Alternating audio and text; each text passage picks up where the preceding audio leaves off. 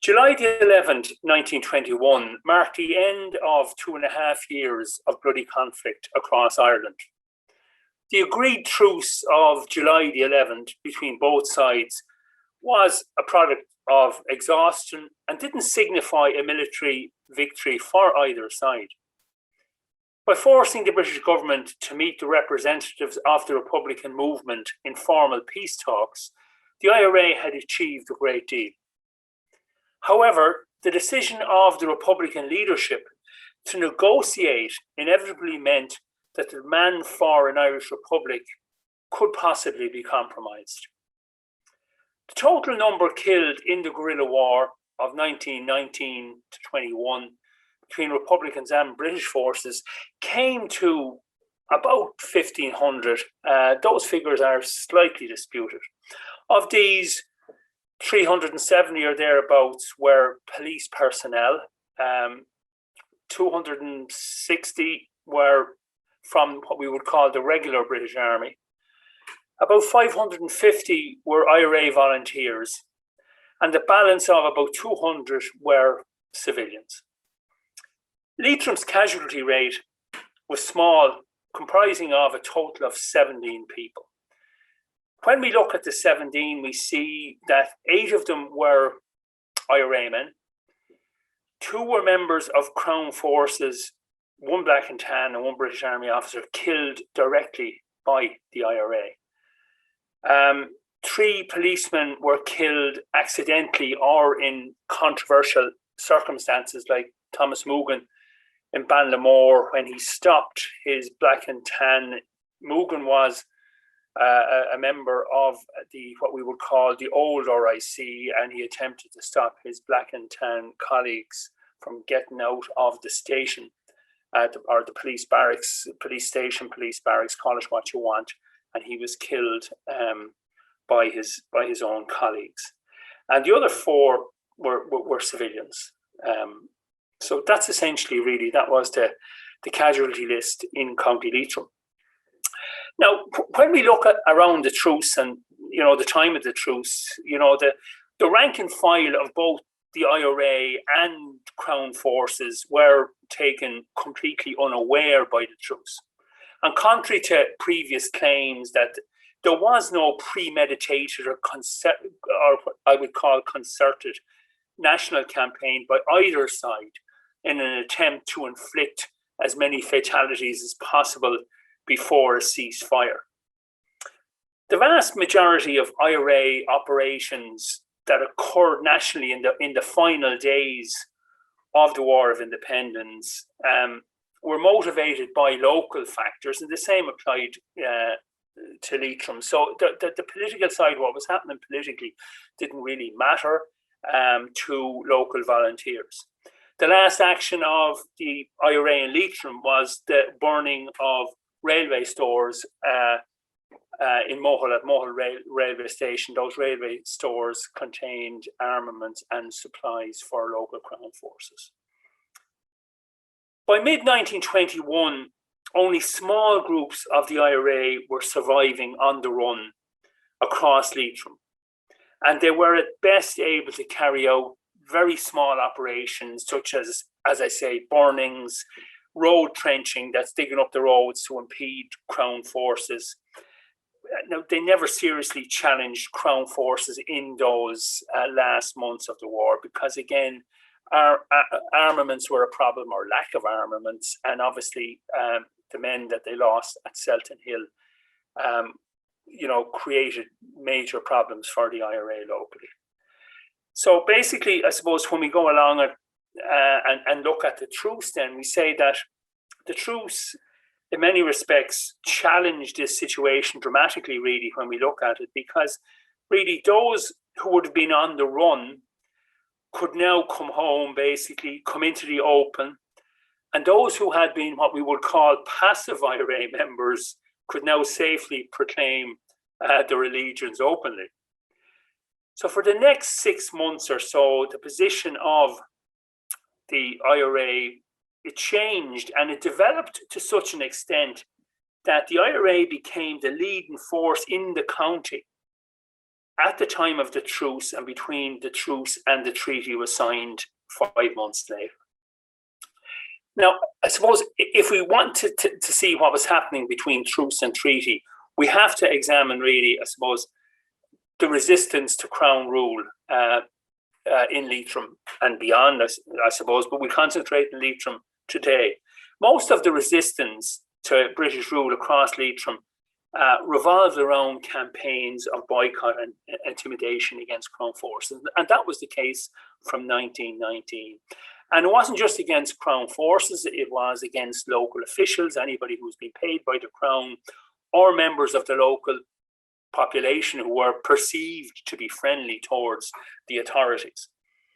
A major element of the campaign of civil disobedience was the establishment of this Republican government, this counter-state basically, and the court system that was basically defying Crown rule. So basically what we had was, we had, local county councils and district councils running government in the county of Leitrim. That's essentially it. So we had Republican courts, they were established with community leaders, being replacing what we would call Crown judges. And that's the type of operation that was happening at the time in Leitrim. So the Crown courts were boycotted by local people, and local people went again to, the Dáil courts or the Sinn Féin courts or the Republican courts, call it what you want, basically, to see, their disputes resolved. And essentially, the local disputes could have been rights of way, land, property, all that type of stuff. There was quite a lot of that stuff in front of Republican courts. Now, basically, another element of this government or local government by Republicans at the time was running local services such as health, road repairs, maintenance. Now, these operations required funding which was supposed to come from local rates, which were normally collected from every property holder in the county. So that's the type of scenario we find ourselves in, in around the time of the truce. So we had a situation really where we had a counter-state running. The counter-state, especially across Leitrim, was suppressed quite a bit, from late 1920 into 1921. And then when we find ourselves in a situation when the truce was signed, this type of counter-government re-emerged. So let's maybe just look for a minute what was happening around the truce. Well, I suppose ultimately, with the announcement of the truce in July 1921, local newspapers, welcomed the cessation of hostilities. The Sligo Champion noted that the feelings of joy and happiness which pervaded the atmosphere were evidenced no less in the Crown forces in the country than in the demeanour of the Irish people themselves. So we're basically saying really that Crown forces were as happy as maybe the people themselves that, that hostilities had stopped.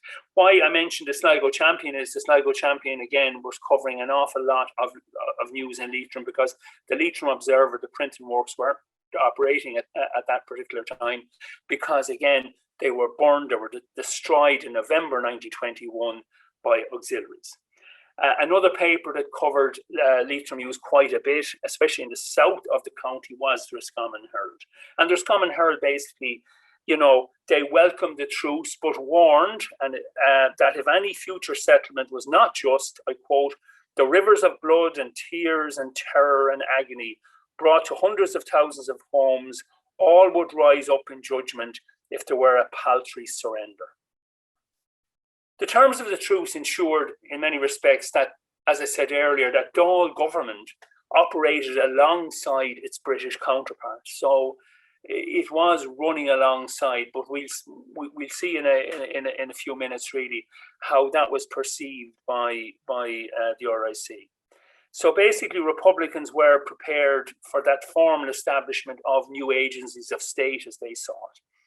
So really, that's what we're talking about.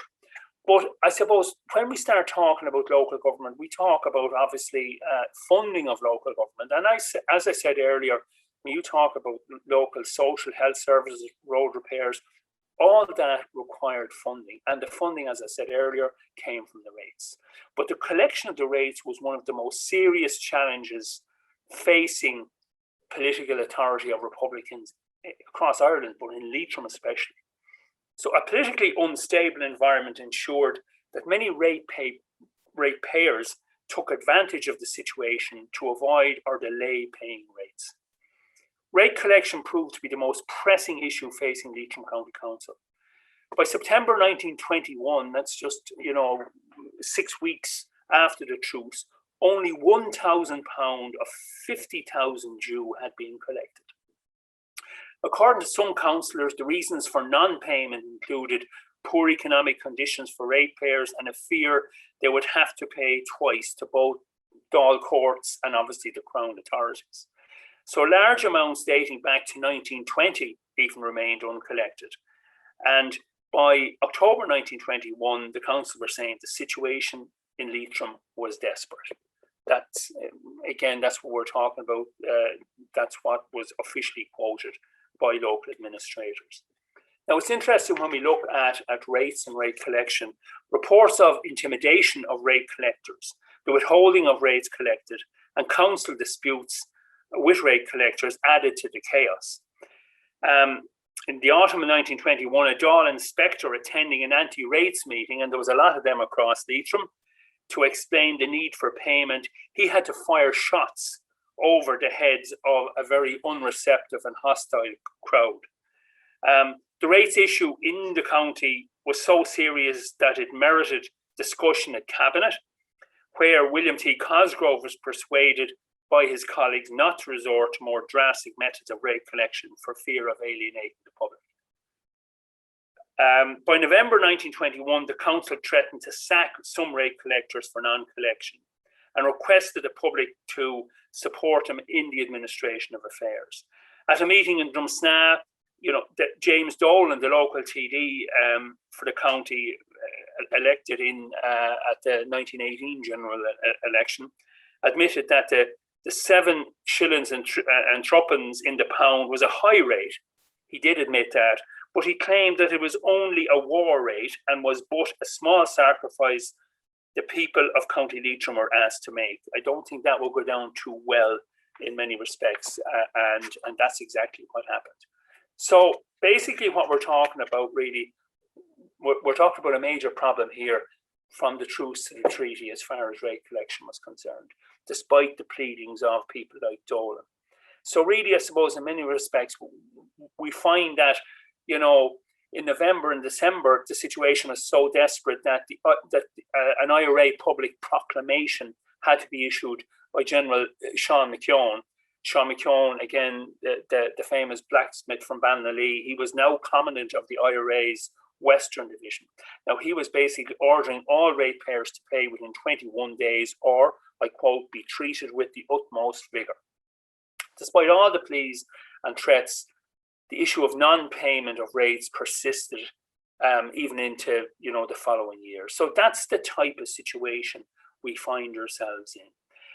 We find, I suppose, in many respects, Republican administrators trying to reform local government structures. So what they were trying to do was, because of the financial situation, they were trying to, these poor law unions, local councils, they were actually trying to merge those as well.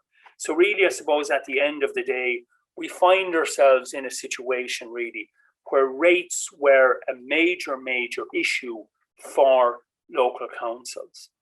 So we find ourselves in some respects, when we look at Sinn Féin, their constant jibe at the old Irish party was the fact that there was a lot of political patronage and clientism and looking after their own, that type of stuff kept coming through.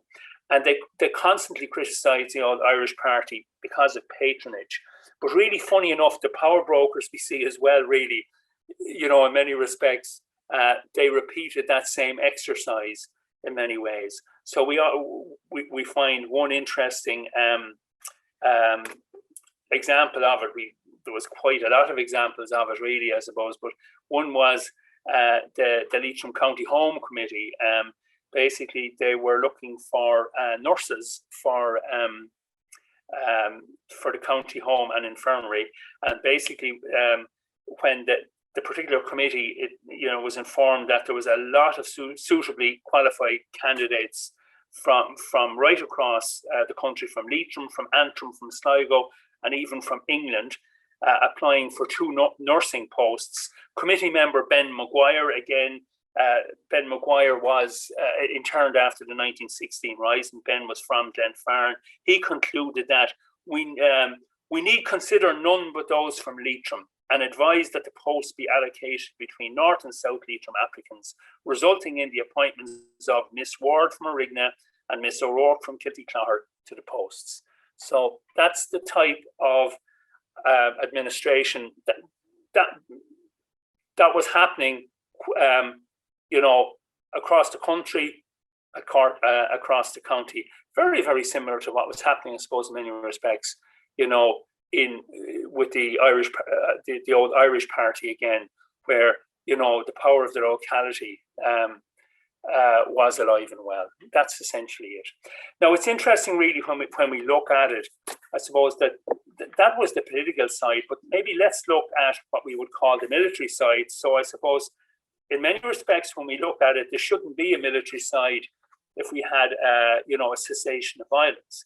But despite the truce, Leitrim's, the IRA in Leitrim continue to ignore British law, and again, when we look at the IRA and when we look at Sinn Féin, as I said, Dáil courts continued, and that was it.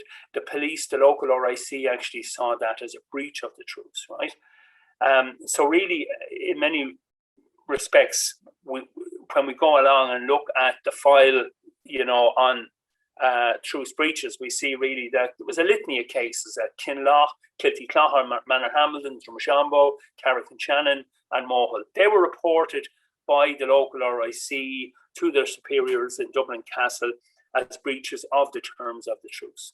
On the 29th of September, the RIC Divisional Commissioner basically wrote to his superiors, and he basically said there was a Sinn Féin court was scheduled for the 1st of October, at which it is proposed, he said, to assume jurisdiction over British subjects in matters affecting their liberty and property. Action of this character, he said, is calculated to lead to a breach of the peace, which may necessitate the intervention of Crown forces. Despite such correspondence on an ongoing basis, Sinn Féin courts continue to operate. And as I said earlier, the type of cases that presented themselves at these courts were larceny, breach of licensing laws by certain publicans. There was assaults, rights of way issues. That's the type of stuff really that the courts were facing.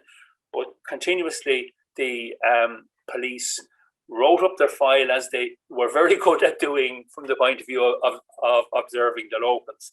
And it's interesting when we go along and look at it. I just have some notes here really on a Sinn Féin arbitration court held on the 4th of October 1921 in Manorhamilton. And it's just interesting really when you go along and look at it. The local head constable arrived in, and he basically said that, again, named quite a number of people who were there, all local Sinn Féin members or well-known local IRA members as well. And he says he mentions names, but he says the latter members challenged us as to our authority for entry and ordered us to take off our caps. We refused to take off our caps. They then ordered us out, saying they had no objections to us remaining, provided we recognised the court and take off our caps. We then left, and that was it. So that was just it was interesting really when you go along and you see really that the RIC were challenged openly by Sinn Féin courts when they entered. They were told they could stay, and again, if not, head off out, and that was it. So now I suppose in many respects, courts were the least of the IRA's troubles. Of a more pressing nature was the emergence of IRA training camps in the county, and there was quite a lot of that really in the months between the truce and the treaty. Head Constable Thomas Napier in Mohill, he wrote about the presence of an Fine Éireann, and that's the Republican Boy Scout movement, setting up a training camp about 1.5 miles northeast of Mohill. And he said the camp is now occupied by about 60 boys, varying in ages from 12 to 18 years of age. The majority are from Mohill and surrounding districts. Now, the report also said that the house was owned by a Frank Dolan from Keelvik and contained 10 apartments. So the RIC definitely were observing that particular training camp fairly vigorously when we go along, and they knew quite a bit about the property, who owned it, and how it was constructed, and that. Like further south, really, at Corrie, just 3 miles from Dowra, and on the Leitrim side, an IRA camp was also established under the command of future anti-treaty leader Ned Bofen. And the RIC said the vacant house was commandeered by the IRA and was occupied by 70 men, mostly strangers, but some from the locality. Police also reported that 40 of the men had marched in plain clothes, unarmed, to Mass the previous Sunday in Drumkeerdon. So a subsequent police report said that local man Patrick Dolan gave consent to the IRA to occupy the house. But it was interesting when you look at the police report, it said, but, and I quote, he, however, secretly objects to his house being used as such, but he's a shopkeeper who does a big trade and for obvious reasons dare not object openly. Another training camp was reported at Annadale between Drumshanbo and Banlamore. And again, there was about 80 men in that particular camp.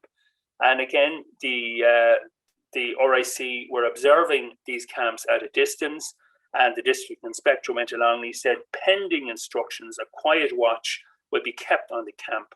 All the men appear to be strangers to this county, and the camp does not appear to contain any local men, as those formerly on the run have been observed about the villages, as has been the custom lately.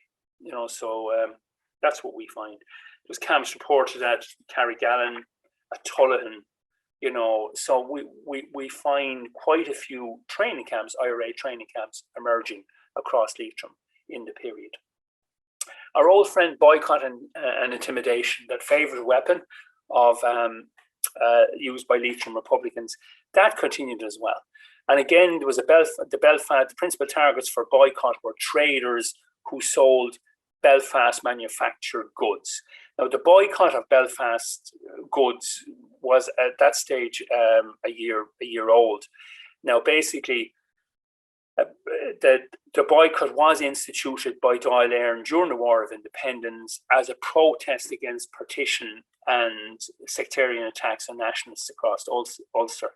Now, police in Leitrim reported on a constant basis cases of boycott against local traders.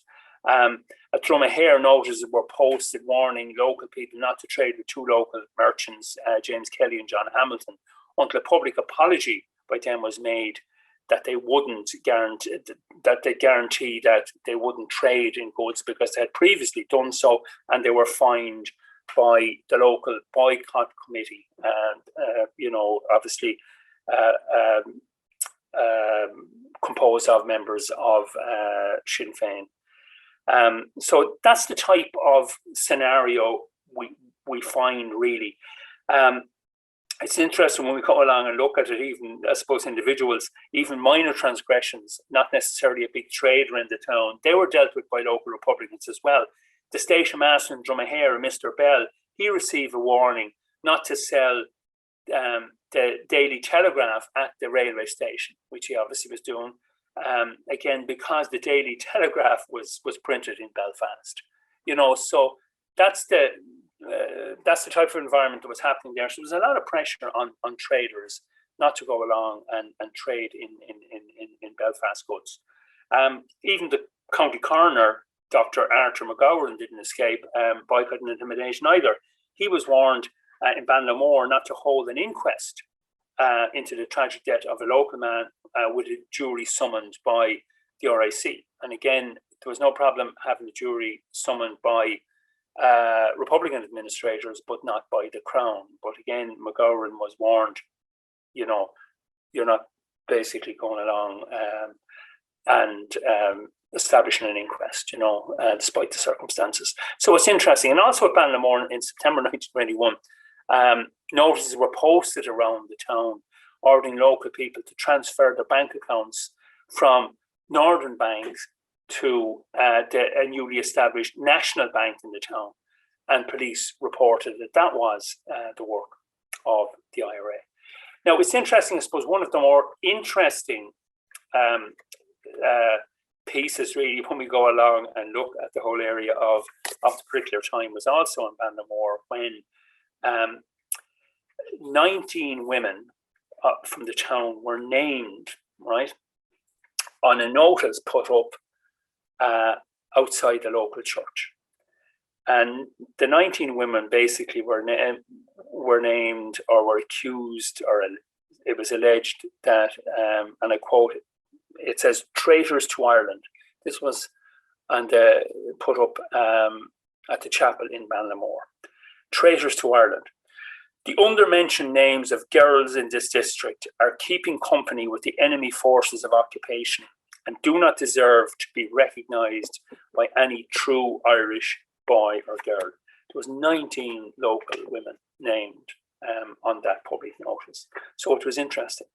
When police saw it, obviously they took exception to it, and they accused the local members of Cumann and the IRA posting it, and they actually named two members of Cumann, and McLaughlin and Mary Sweeney, both from Banlamore. They were actually named in the police report.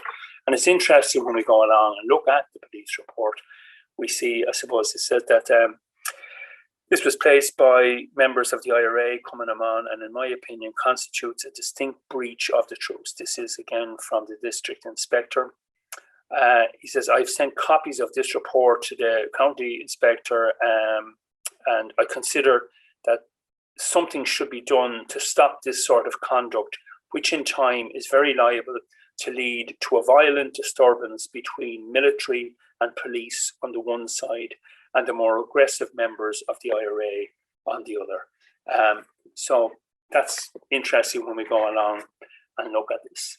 So following nearly 5 months of negotiations between British and Irish representatives following that truce, the Anglo-Irish Treaty was signed on the 6th of December 1921. British recognition of Irish autonomy and the complete control of internal affairs within the 26 southern counties were among some of the benefits of the agreement. Retaining the king as head of state, partition, and a continuation of a constitutional link with the empire ensured opposition to the treaty from many Republicans. So it's interesting, really, when we go along and look and see what actually happened or what was happening between, the truce and the treaty in Leitrim. That politically we had a rates issue, or from a funding point of view, a major problem there with the collection of rates, by Republican administrators were under pressure, in the collection of rates. And we also find really on the other side, I suppose, on the military side, I suppose, the political side, the establishment of training camps across the country, and that common weapon of boycott and intimidation used, against Crown forces and officials and members of the local population. Thank you very much for listening.